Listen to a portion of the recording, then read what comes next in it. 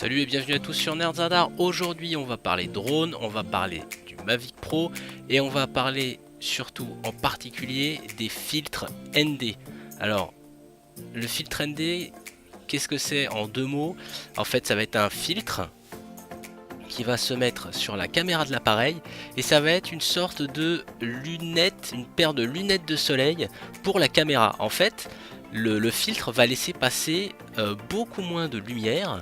Si vous êtes dans des conditions climatiques où le soleil tape très fort, vous vous êtes sûrement rendu compte que les images déjà étaient pas forcément terribles, c'est-à-dire que le ciel est cramé et on a l'impression en fait que la caméra elle filme un peu bizarrement, c'est un peu saccadé. Et en fait c'est un phénomène qui est très simple, c'est que le shutter speed, en fait la vitesse d'obturation de l'appareil est trop rapide et donc ça fait une sorte de saccade. Et donc pour éviter ce phénomène, l'utilisation des filtres ND en fait va laisser passer beaucoup moins de lumière.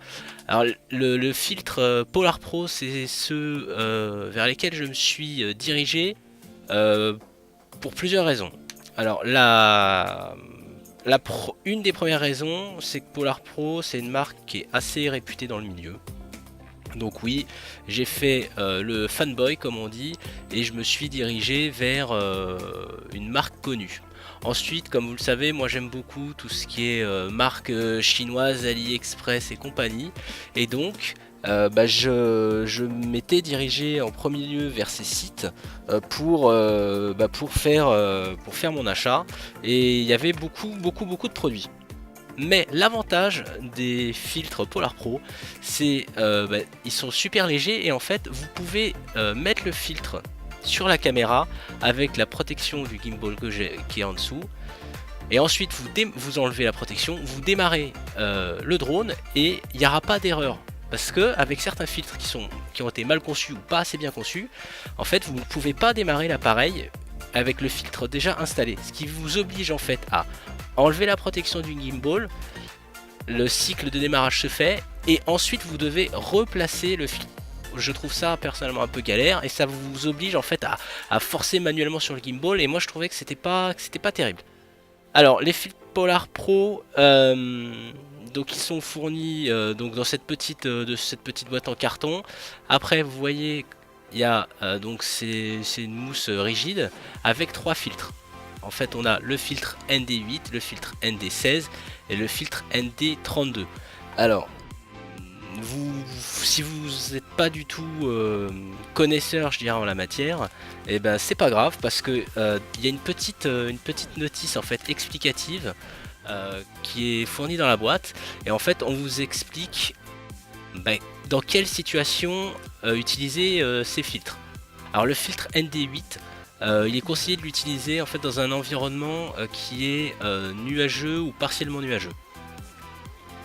Le ND16 c'est quand vous êtes dans des conditions ensoleillées, je dirais peut-être la plupart du temps quand il fait beau, et le ND32 ça va être dans des situations où il y a beaucoup de soleil ou si vous voulez faire des pauses longues comme sur un appareil réflexe classique je dirais.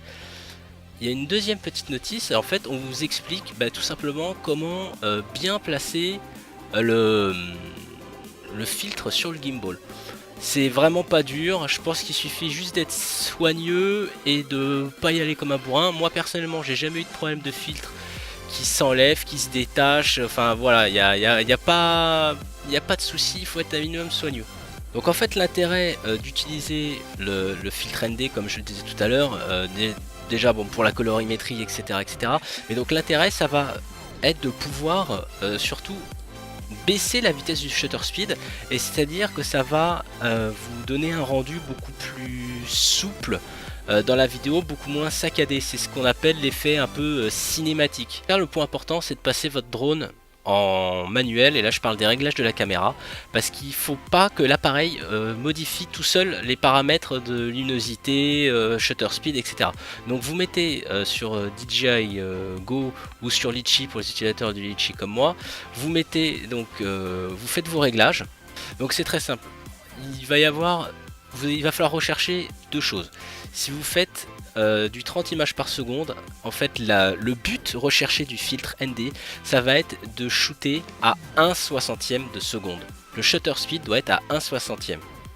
Donc en fait, en faisant ce réglage, ça va vous permettre d'avoir une vidéo qui va être beaucoup plus fluide et surtout quand vous êtes en mouvement, que vous faites des rotations de caméra, l'image va être beaucoup moins saccadée. On aura vraiment cette impression de cinématique qu'on voit dans les vidéos professionnelles. Donc si vous savez pas vraiment comment régler la caméra, les réglages de la caméra, vous verrez, c'est très simple et après on arrive un petit peu à le faire, je dirais, par habitude. Sinon, Polar Pro, en fait, propose une application Android et iOS. Et en fait, vous allez lui dire, voilà, quels sont mes réglages. Donc par exemple, je vais lui dire que je suis donc à 100 ISO, c'est pour avoir le moins de grains possible. Et je veux donc shooter à 30 images par seconde. Ok, donc je valide et je lui dis qu'actuellement mon appareil, en fait DJI Go, me dit quand le drone est allumé que je suis que j'ai un shutter speed de 1/60. Donc là en fait c'est le réglage que je souhaiterais avoir dans le meilleur des cas.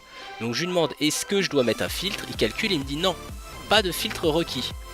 Maintenant je vais lui dire bon je veux toujours faire ma vidéo à 30 fps, mais le drone il est en train de me dire que mon shutter speed est à 1 millième, et là le programme me conseille en fait d'utiliser un filtre ND16, donc c'est le deuxième filtre. Alors concernant le prix, pour ces trois filtres, il faut compter à peu près 70 €. Ça peut varier, 64, 80, 90 en fonction des marchands et des périodes. Donc moi c'est vrai que je l'avais eu à un prix plutôt attractif. Je pense vraiment, si vous êtes vidéaste amateur comme moi, je pense que c'est un très bon investissement. C'est quelque chose que vous allez garder. Maintenant, moi je les utilise quasiment tout le temps quand je filme avec le Mavic, et voilà, c'est quelque chose, c'est un produit que vous allez garder longtemps. Vous savez que c'est un produit de qualité et vous aurez pas de soucis avec. Donc vraiment, s'il y a un truc que je recommanderais pour le drone, c'est vraiment ce produit là. Et on espère que cette vidéo vous aura plu. On vous remercie de l'avoir suivi. On vous dit à très bientôt. N'hésitez pas à liker la vidéo et à souscrire à la chaîne. Ciao ciao.